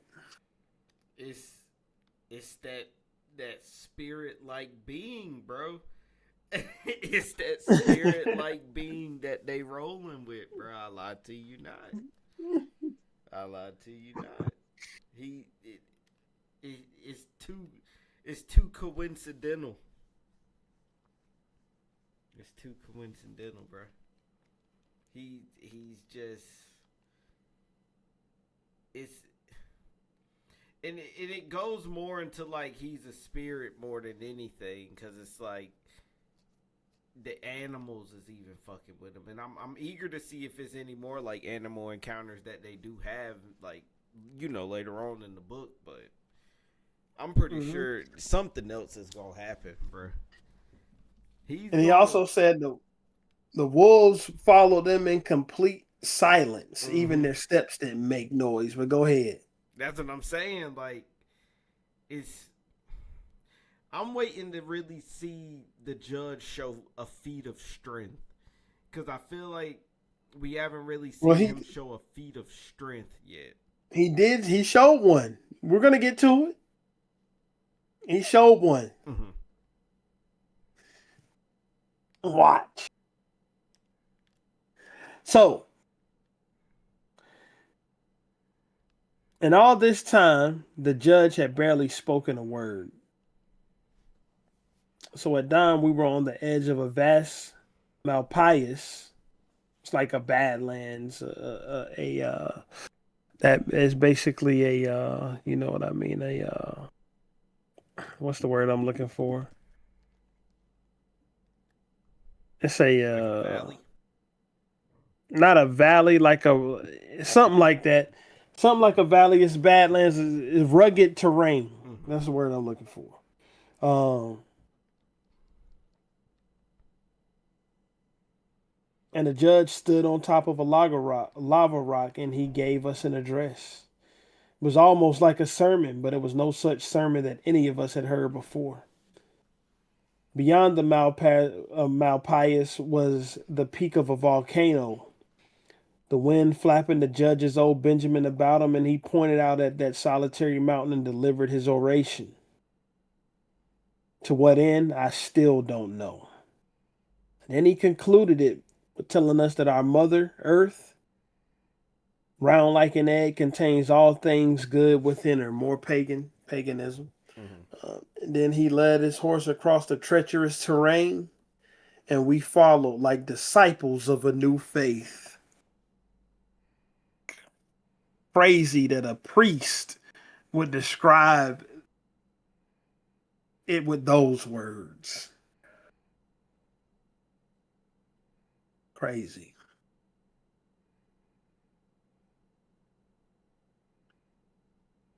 Tobin stopped and looked at the judge sitting shirtless by the fire, and then he turned back to the kid.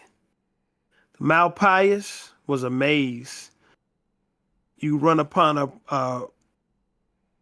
a promontory, which is like a cliff, surrounded by steep crevices that you wouldn't dare try to cross. There's sharp black edges and sharp flint-like rocks. Sharp black glass edges and sharp flint-like rocks below. They cut the horses about the hooves and shredded our boots. There were little cloven hoof prints in that rock. But what little doles could have left them?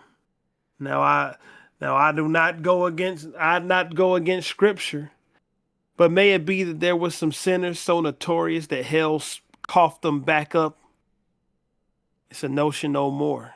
Somewhere in this scheme of things, this world must touch the other, and something put those little hoof marks there, and the lava, for I seen them there myself, and it wasn't no deer. The judge never took his eyes off that volcano, except to turn back and laugh at our faces. When we reached the foot of the volcano, we drew straws to see who would lead the horses, and the two of them did just that, the two losers. The judge then set off up the mountain, and we followed. Not halfway up, we could already see the savages on the horizon, but we climbed on. And this whole situation is Tobin telling how the judge came to be with the gang. This whole thing is.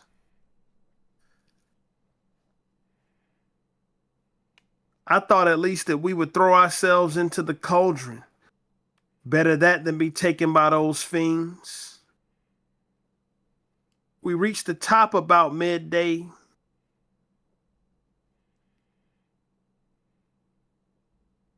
We were done in, dead tired, and the savages weren't 10 miles away. I looked about at the men. They didn't look like much. All their dignity was gone. I thought the judge had been sent among us as a curse, but he proved me wrong. At least that day he did. I'm of two minds about him again now. So again,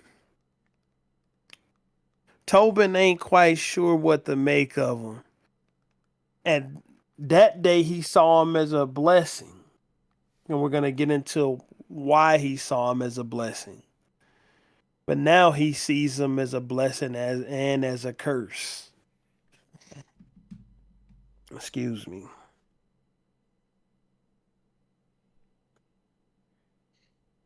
Okay.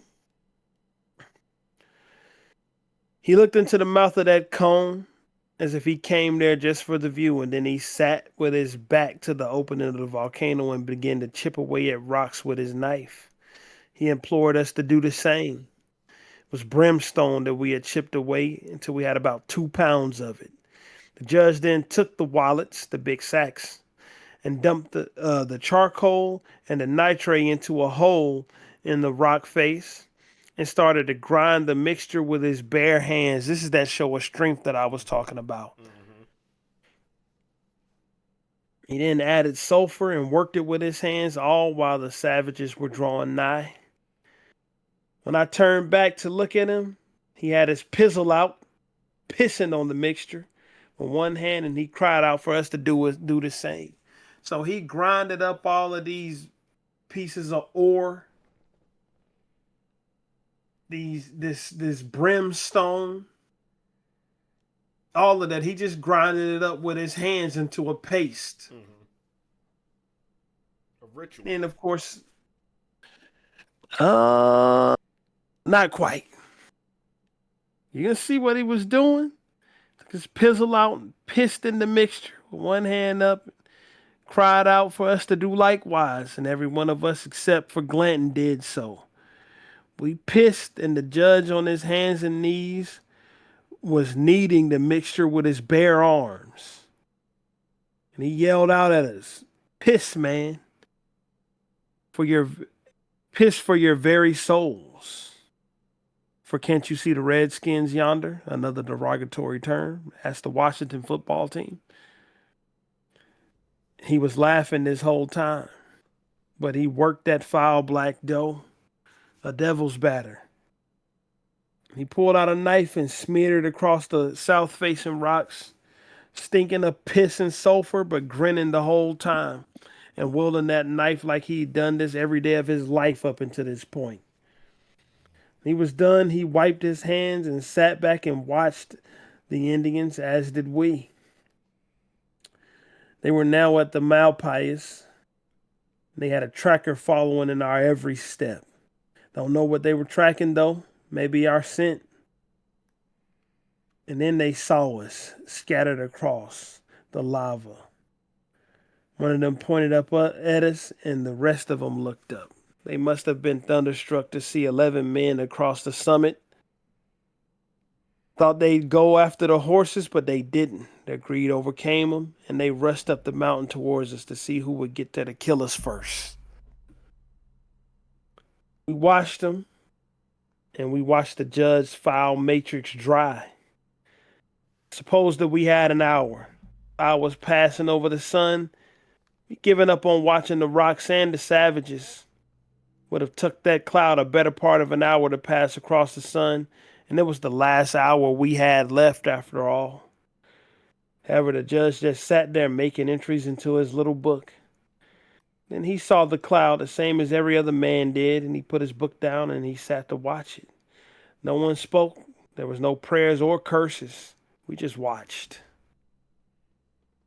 That cloud only cut across a corner of the sun, though, and it cast no shadow on us. And the judge just picked up his little book and continued making entries. I watched him and tested a patch of his mixture with my hand. There was heat radiating off of it. I looked for rocks to send down towards the savages, but there were none. I looked at Glanton, and he was just watching the judge. The judge then put his book down and spread his leather shirt out in the cupped hole in the rocks. He called for us to bring him the mixture. So we started to scrape the mixture off the rock with our knives, but the judge cautioned us not to spark flame from that flint. So he had made gunpowder with his bare hands. Mm-hmm. That's what he did. And then he showed his true wickedness again with this next piece.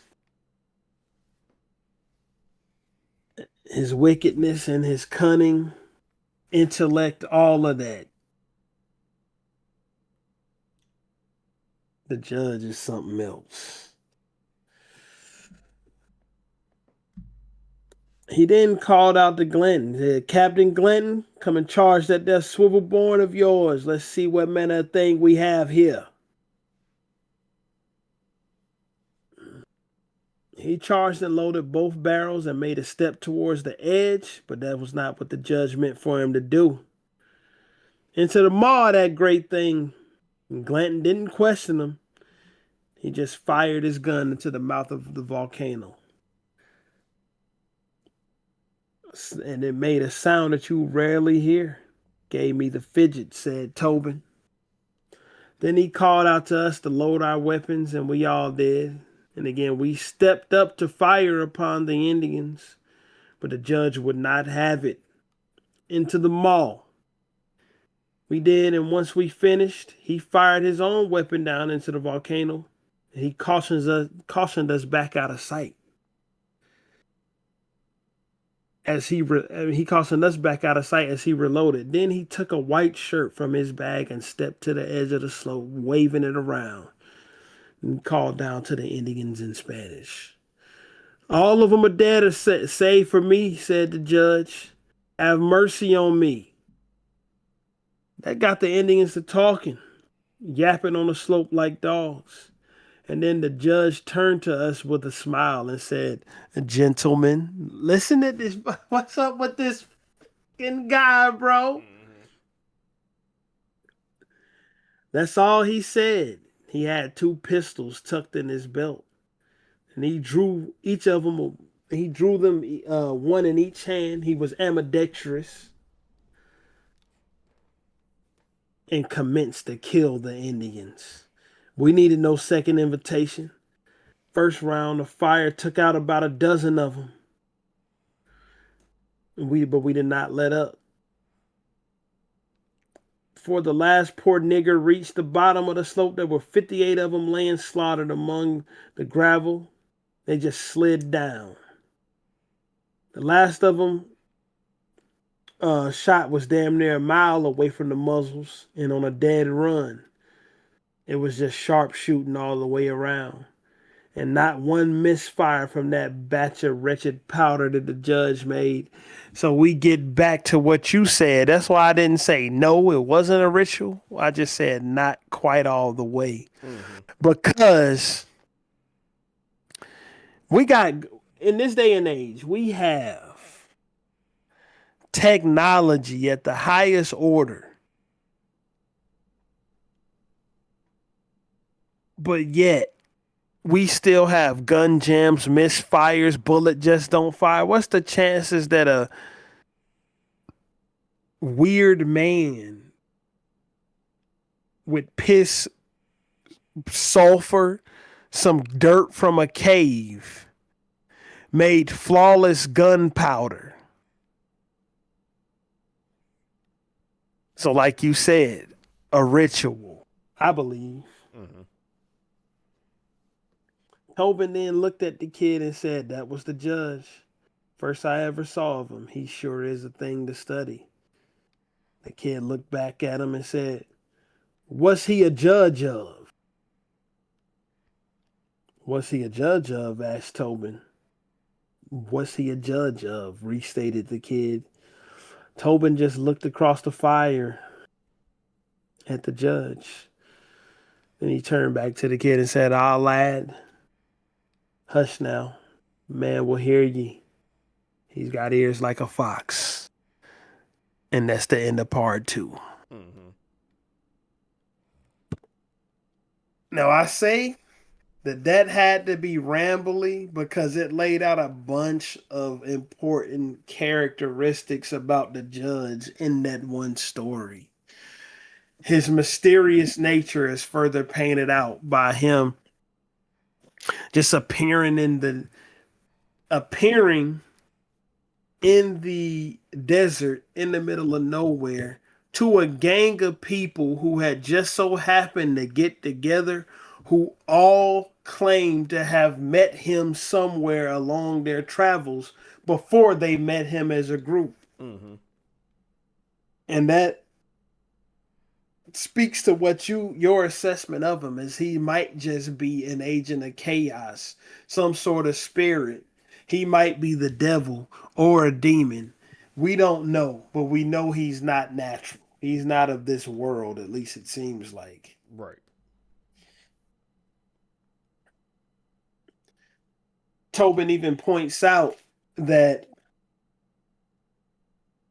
the judge's musical talents in particular, which of course Satan was an angel of music Mm-hmm. when he was in heaven.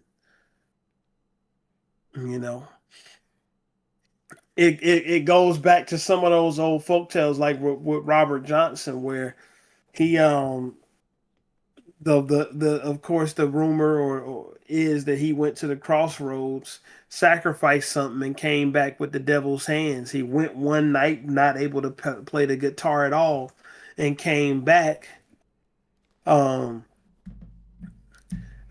as the best guitarist that anybody might have ever heard, especially up to that point, especially blues guitarist. And then, if you think back to earlier parts in the book, it was special emphasis placed on how strange the judge's hands were, that they just didn't go with his body. Hands, normals, abnormally small hands for a person that's 7 foot tall, 336 pounds. So if he isn't the devil, he might be an agent of Satan, along with being an agent of chaos, or somebody that sold his soul. We don't know. But a phantom he is. At least it seems like. And he seems a lawless person like Glanton. Why is he just following everything the judge tells him to do? Like, what do you think about that? I think that's leaning more towards he sold his soul to the devil. Um, but it's only time will tell in the book because this group is bound to run into a conflict where a true test of will have to be shown. You know, whether it's from the Apaches or, you know, whether it's from, you know, anybody, rather, as treacherous as this book gets. So time will tell why Glanton follows the judge so closely. And I also think we're gonna figure out what he's really the judge of, which I think is life. I feel like the judge is a judge of whether you live or die, essentially. Yeah, and I think that'll lean more towards him being Satan, Mm-hmm. being or at least an agent of Satan, because the one thing about the devil is he tries to counterfeit everything God does. God is the ultimate judge of life and death, you know, but he tries to counterfeit it. So of course he tries to copy it, and he copies it poorly. You know what I mean? That's what happens with everything that the devil tries to do. So we'll see how the things that the judge attempts to do play out in the book. But so far, he seems to be this ethereal, mysterious figure that just so happens to be riding with a gang of people that he has encountered all over different places of the world. So it is like he brought them together. He's the common thread. Because I don't know about the veteran, but the veteran is no longer there. He's gone. But the kid in Toadvine definitely experienced him because they experienced him after they burned down the hotel. The kid experienced him before in the tent revival. So he met him twice, Mm-hmm. really. Well, he met him once and then he came across him a second time. And why do you think that Tobin was so afraid for him to hear the kid disparage him? What do you think about that? Because when you disparage, you know, someone like the judge, I feel like it doesn't end well for you. And I feel like it's some untold stories that somebody has about the judge that they haven't quite released yet. I think. Um. Yeah. And I guess that's where we'll leave it at. And we will only find out more as we proceed through with chapters 11 through 15 in part 3. Man, that sounds like a lot. You know? So 11 starts on page 142. And 15 ends on page. I'm still flipping through. I might have skipped past it. I had to have. Let me go back. 15 ends on page. Nope, I did not. Holy shit. Oh, let me see. What is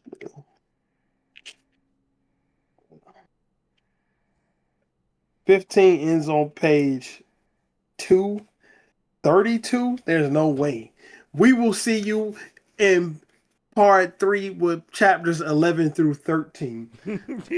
Thank you. We will not get through